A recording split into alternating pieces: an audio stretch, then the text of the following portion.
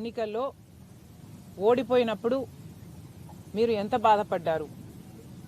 మీరు బాధపడిన మాట వాస్తవమైతే ఆ ఎమ్మెల్సీ ఎన్నికల్లో ఓడించింది భాస్కర్ రెడ్డి, మనోహర్ రెడ్డి వీళ్ళ కుటుంబాలు కాదా?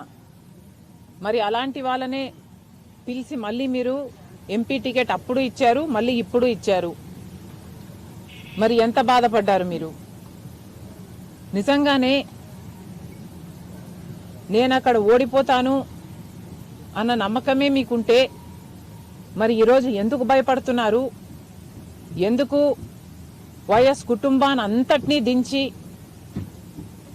కడపలో ప్రచారం చేయిస్తున్నారు? మీకు భయం లేకపోతే ఇంతమంది ప్రచారం చేయాల్సిన అవసరం ఏముంది? మీకు భయం లేకపోతే నేను గెలుస్తాను, నేను బలం పుంజుకుంటాను అన్న భయం లేకపోతే రాజశేఖర రెడ్డి బిడ్డని చూడకుండా, మీ చెల్లెలని చూడకుండా నా గురించి, నా పేరు గురించి, నా పుట్టుక గురించి సోషల్ మీడియాలో అంతగా దూషించాల్సిన అవసరం ఏముంది? మీ కుక్క బిస్కెట్లు పడేస్తే వాటికి ఆశపడే పేడ్ ఆర్టిస్టుల చేత ఎన్ని సోషల్ మీడియాలలో ఈ రోజు వరకు దూషిస్తూనే ఉన్నారు.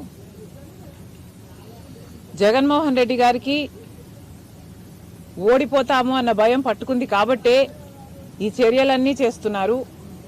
ముఖ్యంగా జగన్మోహన్ రెడ్డి గారు ఈ ఎన్నికల్లో రాజశేఖర రెడ్డి గారి బిడ్డ పోటీ చేస్తుంది అంటే ఎందుకు పోటీ చేస్తుందో జగనన్న గారికి అర్థమైనట్టు లేదు. మళ్ళీ చెప్తున్నాం, కేవలం అవినాష్ రెడ్డి గారిని ఎవరైతే సిబిఐ ఛార్జ్ షీట్ లో అక్యూజ్డ్ గా చేర్చిందో, సాక్ష్యాలు ఆధారాలు చూపి అక్యూజ్డ్ గా చేర్చిందో అదే అవినాష్ రెడ్డి గారికి మళ్ళీ మీరు ఎంపీ టికెట్ ఇచ్చారు కాబట్టే ఈరోజు రాజశేఖర రెడ్డి బిడ్డ కడప లోక్సభ స్థానం బరిలో ఉంది. అదే మీరు మన పెదనాన్న జార్జ్ రెడ్డి పెదనాన్న కొడుకులకిచ్చున్నా, చిన్నాన్నల కొడుకులకిచ్చున్నా రాజశేఖర రెడ్డి బిడ్డ ఈరోజు బరిలో ఉండేది కాదు. కానీ మీరు మళ్ళీ అవినాష్ రెడ్డికే, మన సొంత చిన్నాన్న రక్తం కళ్ళ చూసిన అవినాష్ రెడ్డి అక్యూజ్డ్ అని సిబిఐ ఛార్జ్ షీట్ లో చేర్చిన అదే మనిషికి మీరు ఇచ్చారు కాబట్టే ఈరోజు రాజశేఖర రెడ్డి బిడ్డ ఈ బరిలో ఉంది. మళ్ళీ చెప్తున్నాం, జగన్మోహన్ రెడ్డి గారు రాజశేఖర రెడ్డి గారి కుటుంబానికి, రాజశేఖర రెడ్డి గారి అభిమానులకి, కడప జిల్లా